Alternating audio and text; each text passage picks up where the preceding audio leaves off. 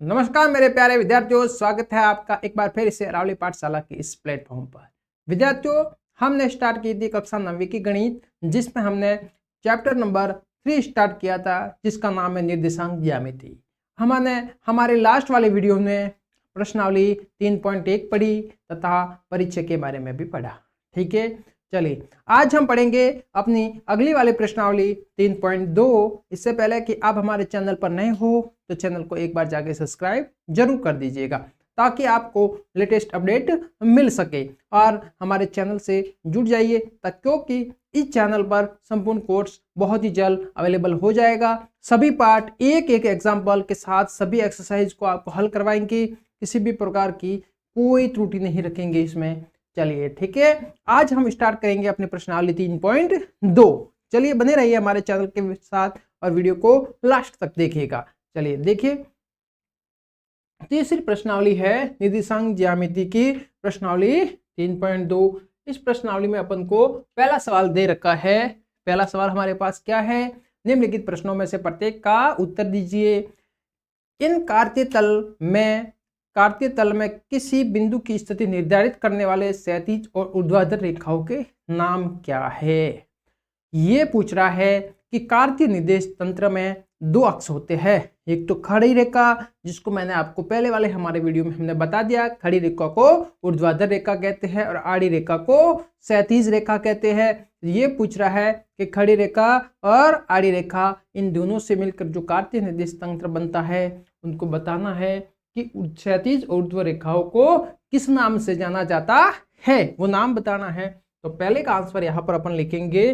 देखिए, पहले का आंसर लिखेंगे फर्स्ट का आंसर लिखेंगे कि दो रेखाओं इन कार्तीय तल में किसी बिंदु की स्थिति निर्धारित करने वाले क्षैतिज, तो क्षैतिज रेखाओं को अपन क्या कहते हैं?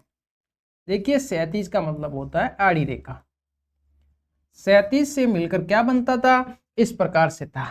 तो ये अपने x था, ये y था। ठीक है, तो क्षैतिज में कौन सा अक्ष है? x अक्ष है। कौन सा अक्ष है? x अक्ष है।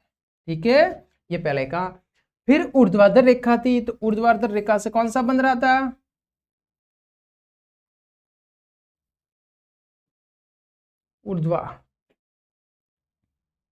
ऊर्ध्वाधर रेखा से कौन सा अक्ष बन रहा था? ऊर्ध्वाधर से बन रहा था अपने पास y अक्ष। क्या बन रहा था अपने पास? y अक्ष। समझ में आया यहां तक? ठीक है, ये खड़ी रेखा होती है ना, ये वाली खड़ी रेखा, ये ऊर्ध्वाधर रेखा होती है, इसको y अक्ष कहते हैं। जो आड़ी रेखा होती है ना, इसको क्षैतिज रेखा कहते हैं, तथा ये x अक्ष होता है। ठीक है, अब अपन देखते हैं इसका दूसरा सवाल। ये पूछ रहा है इन दो रेखाओं से बने तल के प्रत्येक भाग के नाम बताइए। इन जो तलों से, इन दो रेखाओं के, एक तो ये रेखा होगी, एक ये रेखा होगी, इनसे किन किन तलों का निर्माण होते, कौन से तल बनते हैं? देखिए, तो यहाँ पर 1 2 3 और 4 तलों का निर्माण होता है। और इनको हमने क्या कहा था? हमारी पुराने वाली वीडियो को आप एक बार जरूर देखिएगा इस वीडियो पर आने से पहले, ताकि आपको कंसेप्ट एकदम क्लियर हो जाएगा। ठीक है, इस प्रश्नावली को आप आसानी से बिना किसी के पढ़ाए भी आप कर सकते हो इस कॉन्सेप्ट को पढ़ने के बाद। चलिए ठीक है, इन 4 भागों में बट गया, ये 4 तल बन गए और इन 4 तलों को अपन ने चतुर्थांश लिखा था। क्या लिखा था? चतुर्थांश। तो कितने क्या बन गए? 4 चतुर्थांश बन गए। चतुर्थांश फर्स्ट, सेकंड, थर्ड और फोर्थ। तो इन तलों से क्या करते, एक भाग के नाम बताइए। इन दो रेखाओं से, यहां लिखेंगे इन दो रेखाओं से चतुर्थांश बनते हैं। नाम है, नाम लिखेंगे तो लिखेंगे चतुर्थांश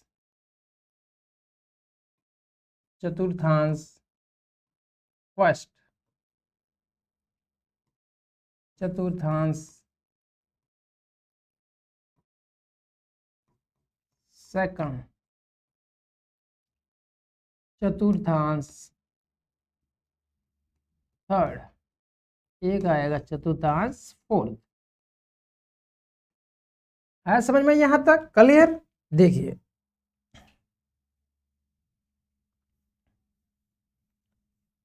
उम्मीद करते हैं यहां तक आपको अच्छे से समझ में आया होगा।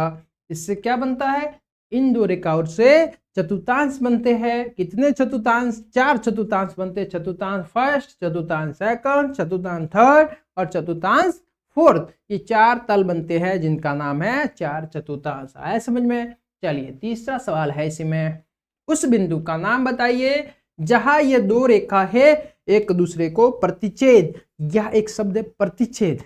हम आपको एकदम बेसिक से लेंगे। प्रतिच्छेद, तो प्रतिच्छेद का मतलब क्या होता है?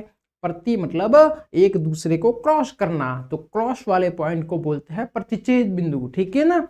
जैसे ये दो रेखा है, एक यहाँ एक यहाँ, यहाँ पर ये दोनों क्रॉस कर रही है, तो इन दो रेखाओं क्रॉस करने वाली रेखाओं को बोलते हैं प्रतिच्छेदी रेखाएं। और ये जिस बिंदु पर क्रॉस करती है उस बिंदु को बोलते हैं प्रतिच्छेद बिंदु। आया समझ में?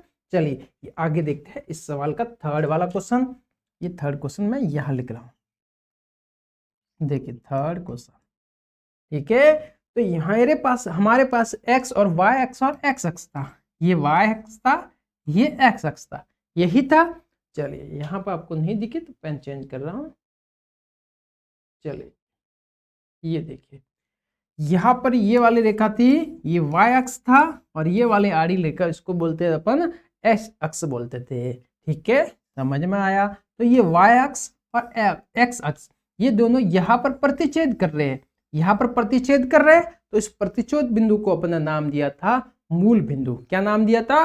मूल बिंदु। तो इस प्रतिच्छेद बिंदु के का नाम बताना था, तो उस प्रतिच्छेद बिंदु को अपन मूल बिंदु कहते हैं। क्या कहते हैं? मूल बिंदु कहते हैं। ये दोनों वाई अक्ष एक्स अक्ष उस बिंदु पर प्रतिच्छेद कर रहे हैं, उसको अपन बोलेंगे मूल बिंदु। तो यहां पर मैं लिख रहा हूं,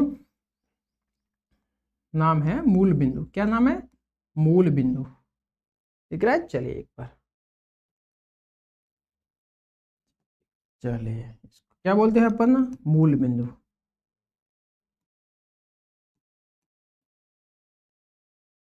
और आपको एक बात और बता देते हैं, मूल बिंदु के निर्देशांक आपको पूछ ले कहीं भी, मूल बिंदु के निर्देशांक ये भी पूछ सकते हैं कहीं कहीं। मूल बिंदु के निर्देशांक होते हैं 0,0। क्या होते हैं? मूल बिंदु के निर्देशांक होते हैं 0,0। और यहाँ पर इसको अपन क्या नाम देंगे? मूल बिंदु। क्या नाम देंगे? मूल बिंदु। आया समझ में? यहाँ तक आपको क्लियर समझ में आया होगा, किसी भी प्रकार की कोई प्रॉब्लम नहीं होगी। दो रेखाएं काट रही है, उस प्रतिच्छेद बिंदु को अपन मूल बिंदु कहते हैं। मूल बिंदु के निर्देशांक होते हैं 0,0। आया समझ में? चलिए अब हम लेते हैं अपना अगला वाला क्वेश्चन। अगला क्वेश्चन आप किस प्रकार से करोगे? ये देखिए, देखिए ये है अपना अगला क्वेश्चन, ठीक है। चलिए ये क्वेश्चन दिया रखा है पूरा। इस क्वेश्चन में ये आपको ग्राफ दे रखा है। इस ग्राफ को देखकर इन क्वेश्चन के आंसर बताने हैं आपको क्लियर, ठीक है। समझ में आया? ग्राफ को कैसे देख क्वेश्चन बताते हम। चलिए इसको देखते हैं।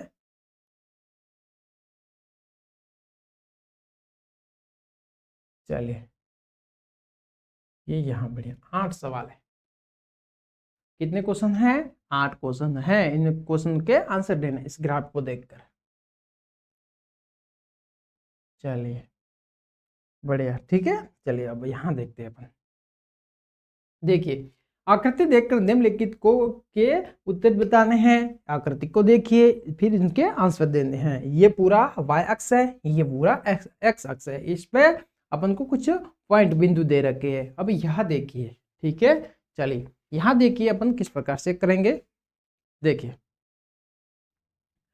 बी के निर्देशांक, या इस ग्राफ में इस बिंदु में देखिए बी बिंदु कहाँ है, बी के निर्देशांक बताने। तो यहाँ पर अपन देखेंगे तो मेरे पास बी बिंदु, यहाँ पर आपको बी दिख रहा है, ये वाला बी है। क्या है? ये वाला बी पॉइंट है। क्या पॉइंट है? कौन सा पॉइंट है? ये बी पॉइंट है, ठीक है। चलिए ये वाला मेरे पास बी बिंदु है, मैं यहाँ पर कर रहा हूँ, ये बी बिंदु है। आया समझ में? चलिए यहाँ से आगे देखिए अब क्या करते हैं। ये मेरे पास बी बिंदु है, इसके मुझे निर्देशांक बताने हैं। तो मेरा पहला क्वेश्चन आएगा, पहले का आंसर आएगा, पहले का मेरे पास आंसर आ जाएगा बी के निर्देशांक, तो बी को देखो एक्स अक्ष पर, पहले बी के निर्देशांक में बिंदु लिखते हैं एक्स अक्ष वाले, तो एक्स अक्ष पर बी कितना है, देखिए बी ये है, एक्स अक्ष पर कितना है -5 पर, कितना है -5 पर, तो बी के निर्देशांक में कितना आ जाएगा -5। पहले एक्स अक्ष वाला लिखते फिर वाई अक्ष वाला लिखते, वाई अक्ष पर कितना है, वाई अक्ष पर ये 2 पर है, तो यहाँ पर आ जाएगा 2। ये मेरे पास पहले का आंसर आया, ठीक है। अब सेकंड वाले का आंसर देखिए, दूसरे का आंसर सी के निर्देशांक, सी बिंदु ढूंढो, सी कहाँ है, यहाँ पर सी देखते हैं, यहाँ पर ये वाला सी पॉइंट है, कौन सा पॉइंट है ये सी बिंदु आ गया है यहाँ पर, ठीक है। अब सी को देखो एक्स अक्ष पर कितने पर काट रहा है, एक्स अक्ष पर ये 5 पर है, कितने पर है 5 पर, सी के निर्देशांक में आ गया 5। अब वाई अक्ष को देखना है, सी वाली लाइन वाई अक्ष पर कितने पर आ रही है -5 पर आ रही है, तो यहाँ पर आएगा 5 -5, ठीक है। चलिए आ गया उत्तर यहाँ पर। थर्ड क्वेश्चन देखिए, तो थर्ड क्वेश्चन में है निर्देशांक -3 और -5 के द्वारा पहचाना गया बिंदु बताना है। निर्देशांक दे रखे हैं, इनसे पहचाना गया बिंदु बताना है, तो चलिए निर्देशांक में जो दे रखा है निर्देशांक उसमें ढूंढिए, -3 और -5, -3 x वाले, ये पहली संख्या हमेशा x की, दूसरी y की, -3 x के ये आ गए, और -5 y का, -5 y का ये आ गया, ठीक है। -3 और -5 ये वाला, -3 -5, ये कौन सा बिंदु है, ई बिंदु है, कौन सा है ई, तो यहाँ पर अपन आंसर लिखेंगे ई, कि ई बिंदु भाई पहचाना जाता है -3 और -5 निर्देशांक से ई बिंदु की पहचान होती है। आया समझ में। चलिए अब आगे बढ़ते हैं, सवाल नंबर 4, चौथा सवाल देखते हैं। निर्देशांक 2 और 4 के द्वारा पहचाना गया बिंदु लिखना है, 2 और 4, तो 2 x के है, चलिए x वाले 2 ये आ गए, ठीक है। 4 y के है, y के 4, y के 4 है, सॉरी यहाँ पर मिस्टेक हो गई है, यहाँ पर -4 है, कितना है -4, 2 और -4 द्वारा पहचाना गया बिंदु लिखना है अपन को। देखिए इसको मैं माइनस कर देता है, ये माइनस आ गया, ठीक है। चलिए तो 2x के देखने हैं मुझे, ये 2x के आ गए, ठीक है, और 4 -4 मुझे y के देखने हैं, तो देखिए ये यहाँ से -4y के, ये -4y के आगे, कौन सा बिंदु पहचाना जाता है इनसे, 2 -4, इससे जी पॉइंट को देखा जाता है, तो यहाँ पर आंसर आ गया जी, क्या आंसर आ गया जी बिंदु। आया समझ में, एक बार इसको देखिए, चलिए ठीक है, यहाँ तक क्लियर हो गया। फिर देखिए ये -4 वाला पॉइंट है, ठीक है। चलिए यहाँ तक कंप्लीट हो गया। अब सवाल नंबर 5वां देखिए, 5वां क्वेश्चन देखिए, बिंदु डी का भुज बताना है, तो मैंने भुज और आप कोटि बताई थी। भुज किसे कहते हैं, एक्स अक्ष के निर्देशांक को भुज कहते हैं, वाई अक्ष के निर्देशांक को कोटि कहते हैं। तो जैसे अपने पास ये 2 पॉइंट आ गए, चलो इसको ही देखते हैं। तो x वाला -3 भुज होगा -3, y के निर्देशांक -5, तो कोटि होगी -5।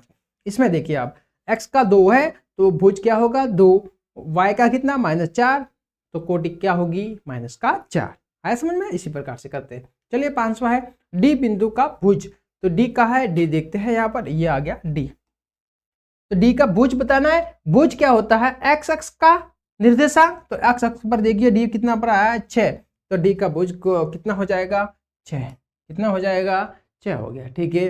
अब देखते हैं आंसर नंबर 6, देखिए बिंदु हैच की कोटि बतानी है। हैच कहाँ पर है, हैच को यहाँ पर देखिए, हैच बिंदु ये रहा, हैच की क्या बतानी है, कोटि बतानी है। मतलब कोटि क्या होती है, वाई एक्स का निर्देशांक। तो देखिए एक्स अक्ष वाला ना देख के वाई वाला देखेंगे, तो वाई अक्ष पर कितना जा रहा है -3, तो इसका आंसर आ जाएगा -3। चलिए हो गया यहाँ तक।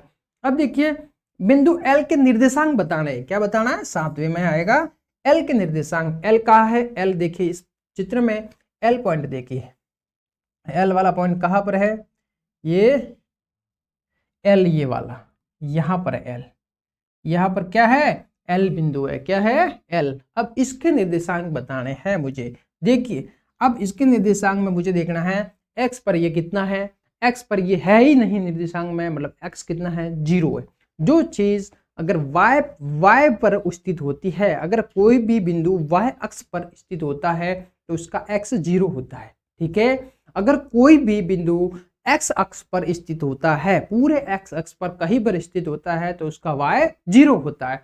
तो इसी y पर है तो इसका x तो हो जाएगा 0 और ये पर है 5 तो यहाँ पर आ गया 0 5। तो यहाँ पर इसके निर्देशांक हो गए, L के निर्देशांक हो गए 0 और 5। आया समझ में। अब आंसर देखते हैं 8वां। बिंदु M के निर्देशांक। M बिंदु कहाँ पर है देखिए, तो ये रहा अपना M पॉइंट।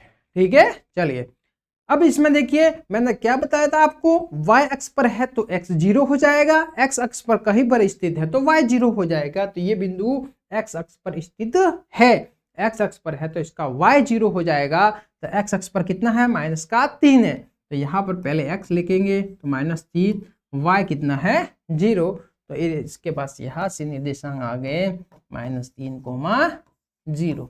इस प्रकार से अपन ने इन 8 के आंसर अपन ने ग्राफ देखकर लिख लिए। आया समझ में। उम्मीद करते हैं यहाँ तक आपको एकदम बढ़िया से समझ में आया होगा।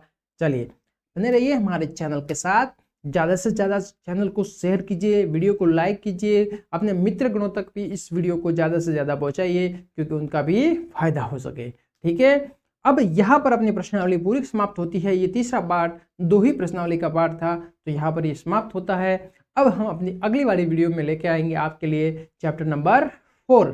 ठीक है, चलिए बने रहिए हमारे चैनल के साथ तथा चैनल को ज़्यादा से ज़्यादा सपोर्ट कीजिए। धन्यवाद।